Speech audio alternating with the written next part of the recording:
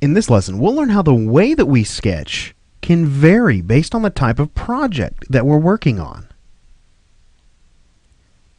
Alright, so for this lesson, there are several files in your referenced files folder of your project files. If you want to look in that folder, you can open these files up and kind of follow along with me if you'd like. But really what I'd like to do in this lesson is present you with some different types of projects that we've done here at Digital Tutors. Some by me, some by other artists. But I want to show you different ways that we can use concept sketching to begin a project and make it successful. So the first thing we're looking at here are several pages that were scanned into the computer. These are all thumbnails that I've done for one of the logos that we have here in one of our courses at Digital Tutors. The name of the company was actually Griffin and Associates. So if I were to say zoom in on these pages here and just kind of pan around, there's really a lot to look at. So obviously we're not going to look at any specific thumbnail on here, but I want you to see that there are several just individual thumbnails in all shapes and sizes and orientations for that matter. Some of them are a little bit more detailed than others, but you can see as I pan around this particular document that there's really no theme to these thumbnails in terms of the style that I'm drawing them in. They're other than the fact that really kind of what I would call these are doodles. So you can see that some of the doodles again get a little more carried away, but a lot of them end up just as just nothing more than a simple doodle. You can see that sometimes some things find their way into my doodles that really probably don't belong with the rest of them, but you can also see there's some places where I've made some notes in here to myself, just things that have crossed my mind as I was doing these thumbnail sketches.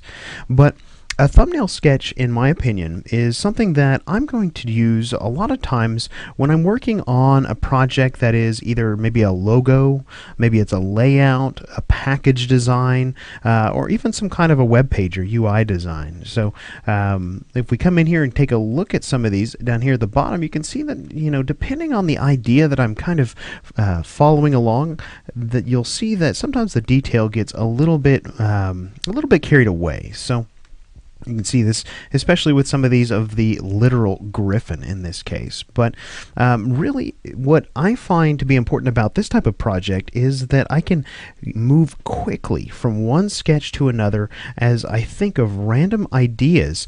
And that way, when I am done doing my sketches, I can kind of pull back and I can look at things, whether it's something as detailed as this one right here, or whether it's something as just simple as this little thumbnail right here, and I can evaluate each one of these based on, you know, its individual success and see if it is one that has, or rather an idea that has potential to grow into something successful. So again, with this thumbnailing process, it's all about speed for me. Get as many ideas out of my head onto the paper as physically possible in the allotted amount of time. And, you know, when it comes to things like layouts, for example, I work in a very similar fashion. So when it comes to, say, a page layout like this one, you can see that really I draw these rectangles, and I may come in and I may think about the grid that I'm planning on using for that document. But in terms of like text and things of that nature, most of the times what I use are these just simple rectangles with an X through them to represent either headline copy or even body copy in the layout. You can also see that I've got some really quick scribbles there where I planned on placing some kind of an image. But again, for a layout, very simple, very quick thumbnail sketches that we can just produce a lot of them so we can have more to look at. Now, when it comes to something a little more illustrative, whether it's a creature, a character, a vehicle, an environment, something like that, there's some other ways that I would approach those types of projects. And I want to kind of review a few of those type of projects for you here. The first sort of technique for creating concept sketches that I wanted to talk to you a little bit about is called gesture drawing. Now, gesture drawing is a very free, a very loose form of drawing, and it's intended to capture the energy of a subject. So in these particular sketches here, you can see that one of our creative dev artists has come in and done these very, very loose, quick gestural drawings that really are focused more on capturing the pose of this character. Now, the thing about gesture drawing is every artist does it a little bit differently. So I've got here another example for you and how I've used gesture drawing to capture some animals for another one of our courses. Now, if we were to zoom in on these actually look pretty close to the animal, but if you're to zoom in on these, you can see that I've used nothing but really quick, loose, scribbly lines to create the forms of these animals. You can see here that the difference in value is simply created by me going back and forth really quickly over the exact same lines to create a darker area. So gesture drawing, again, is something that is very, very useful when it comes to things like creatures or people, things that are organic in nature. Because again, really your focus should be to capture the energy and kind of the essence of the subject that you're drawing. So again, these are still very, very quickly. In fact, these probably in front of us, these animals probably were a little bit longer in length, probably 3 to 4 minutes per drawing. When you look at these right here, these are obviously much, much quicker, maybe 45 to 60 seconds a piece. So again, really just working very, very quickly in the allotted amount of time to try and give yourself as many options to look at in terms of possible directions to go. So now there's another technique that I've used, and I've used this approach on both organic characters as well as more of a hard surface type character, but it's called creating silhouettes. Now these are some silhouettes, again, created by one of our creative dev artists, but you can see here if we zoom in on these, we're simply taking the forms of the character and blacking everything in so we can focus just on form. Not just the forms of the character himself, for example, maybe his forearm right here, but we can also focus on the forms of the negative space. You can see I'm tracing around sort of this gap between his arm and his rib cage and hip right here.